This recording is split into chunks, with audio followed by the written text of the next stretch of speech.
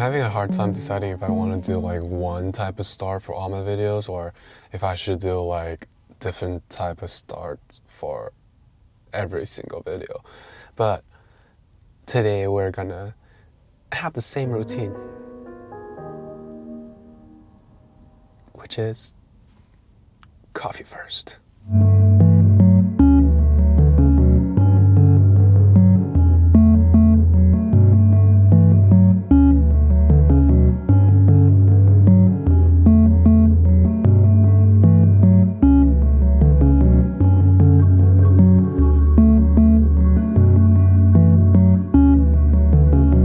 I've been coming to Sightglass for 3 years now, ever since I moved to San Francisco.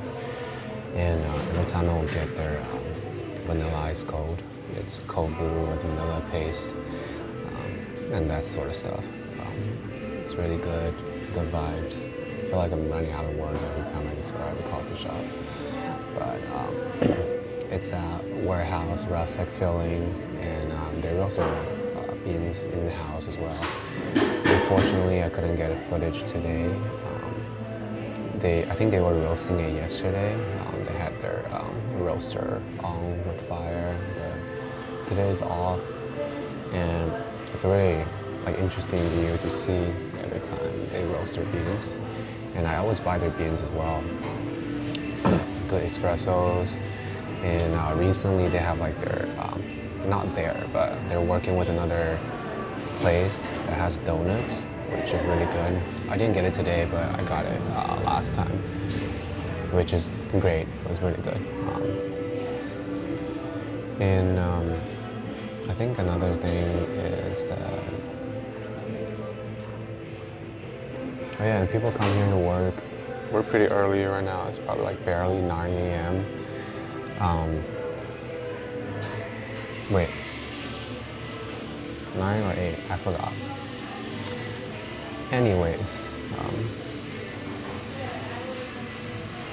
after coffee, I'm gonna try to, I don't know, take a shit. You know how it goes. And then we're gonna go get some pastry from a very famous place in San Francisco.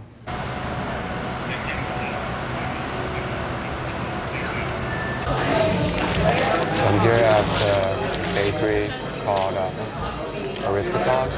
I don't know how to pronounce the name, but they're pretty much known for their almond croissant, and they have 3 locations in San Francisco. They're ranked, I guess, top 1 bakery in San Francisco, and they have 3 locations: one in Richmond, one here in Tenderloin, and another one in Mission Bay. Right now, I'm in the one in Tenderloin because the line is shorter. Just because it's in Tenderloin, no one wants to come here. But what I got is their classic almond croissant. I have some time to just sit around and eat it and take my time. My watch is in New York time, so I don't even know what time it is. SFMOMA doesn't open until 10 a.m. and that's when that's my ticket time. So yeah. Controversial opinion the reason why I only came to SFMOMA once after I came to San Francisco is that I thought the modern art they have was complete ass. So I haven't been there for the past 3 years, and today I'm gonna go back. Right now I have it's 9:20, and then I'll open until 10 a.m. So I'm just sitting in my car, and finally remember, if you don't want to pay for parking at the Moscow Center, try to find a street parking on Folsom Street. They might have some signs about road work, but it's time to time, so just avoid that time period. And if you want to walk for 2-3 blocks, that's fine. And just between 4th, 5th, 6th, then you can find some parking along the the 5th and the 6th, like Folsom, Clementina, and Tehama, there's like street parking for free. But right now I'm gonna finish watching my first episode, File Out, the new season, and wait for MoMA to open.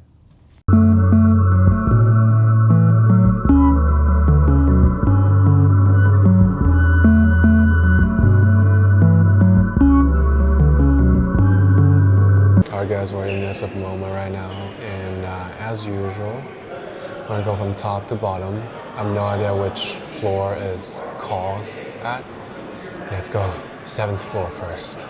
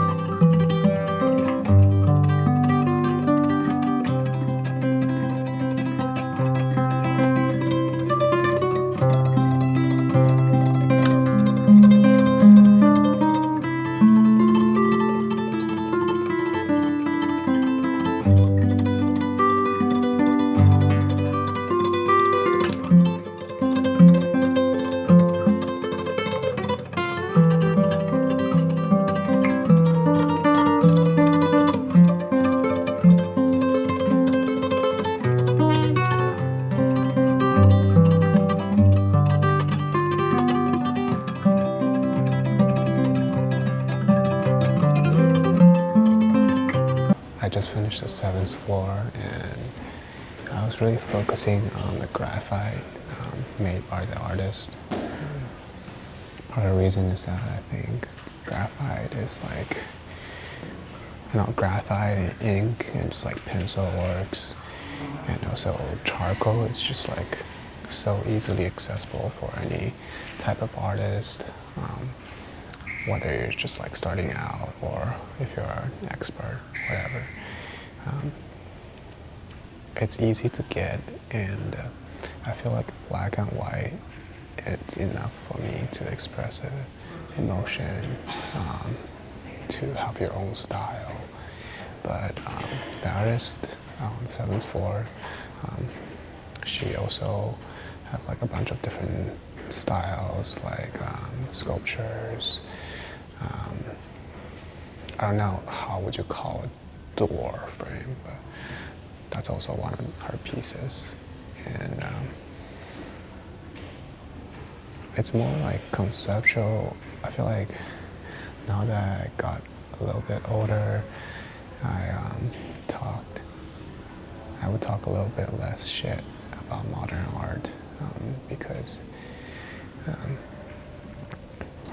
modern art, for me, like modern art is more like the emotions it brings out from the piece. It's less about the details, the skills per se, for a specific piece, but it's more about the environment, not environment, but like how the piece make you feel and the purpose of that piece of art. I think that's more important in modern art compared to traditional classic arts. But at the same time, I even have a hard time on how to define modern art, I guess, because every piece that you make now will be considered modern art. But you could still do like classical styled, very detailed, very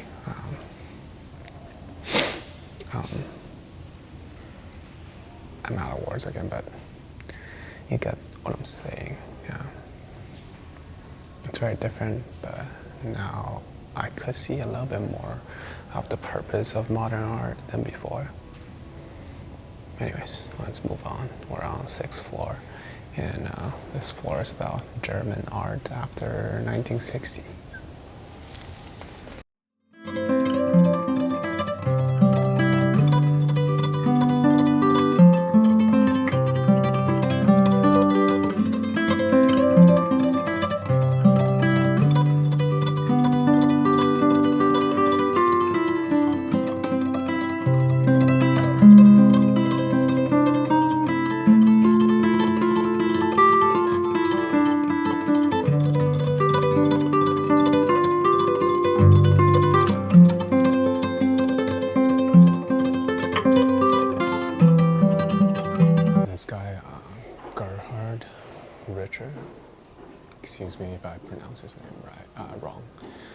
he has some like really interesting pieces, like oil painting, based on the picture, and it's like all blurred up. I really like it. I don't know how he did it. There's like a couple ways that I thought he might have done it. Like you can overlay a picture, you know, under the canvas, and then you lit it up, and then you kind of just like go over it, and then you blurt it out, or you just, you know, go over like just side by side and just like paint it like that. But I thought that was like a pretty interesting concept. His other abstract works, didn't really care. But yeah, and it's mostly like it's about anti-war, which makes sense right after World War II in the 1960s. I would assume there's like very big political changes in the country, etc. So I guess like if I read into, oh, I'm sorry. If you read into the modern art, like what they represent and stuff, then it actually means something. I take what I said back like 10 years ago. So.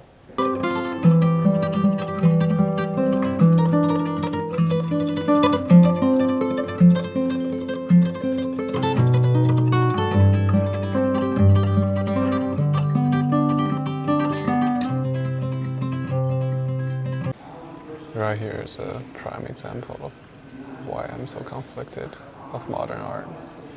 Right here we have a great piece of oil on linen, 2 candles. And then we have this bunch of light bulbs.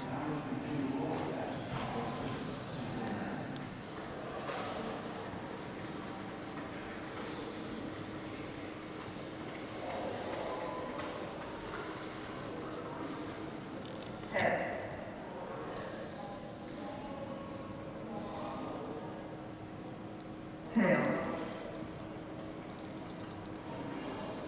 Heads.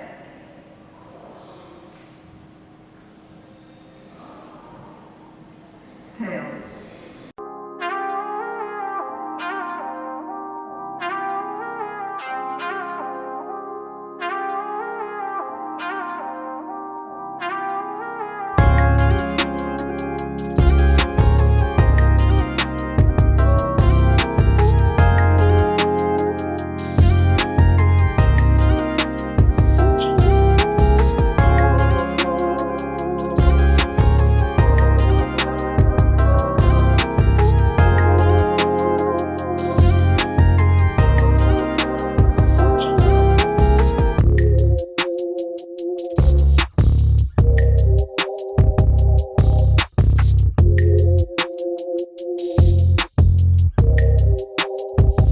Personally, I don't really care that much about calls.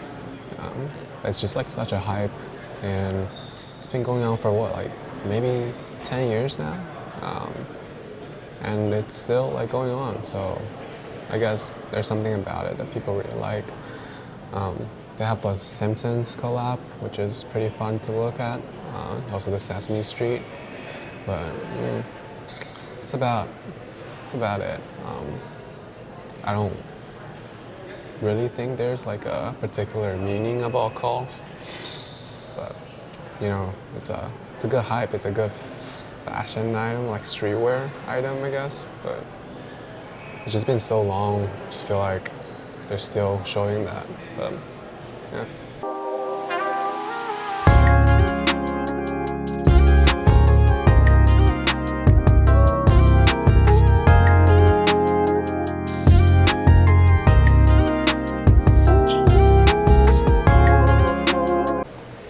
One of the things I wanted to see today was that photographer who took all the photos of people who carpooled throughout the years, just hard workers working together, trying to make a living in the States.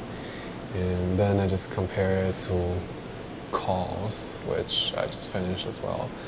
And it's literally like the two opposite spectrum of art, I would say. I mean, of course, one is photography, one is more like a street art style. But somehow they ended up in the same museum, viewed by maybe the same people. And then they're gonna end up having different opinions, just like me.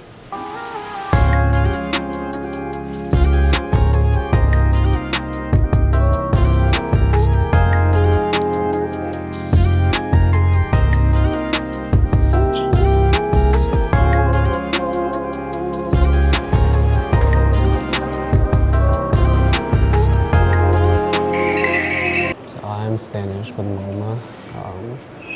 I do have my Avatar ticket at 6 p.m. and the movie's gonna be 3 hours long, so I don't know if I'm gonna fall asleep. And then they have a coffee shop right here. If I get a coffee, I wouldn't fall asleep during the movie, but then I won't fall asleep afterwards when it's time to sleep. So I don't know if I should get so I don't know if I should get a coffee or not. Can I get a nitro cold brew? Nitro cold brew, okay. It's raining. Let's go eat.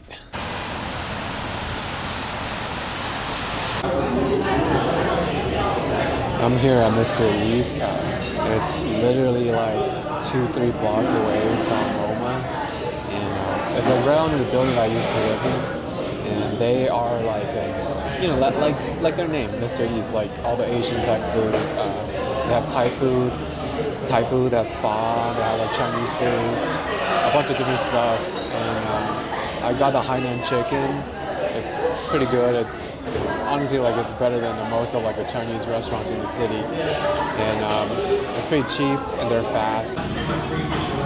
Alright, it's time to dig in, guys.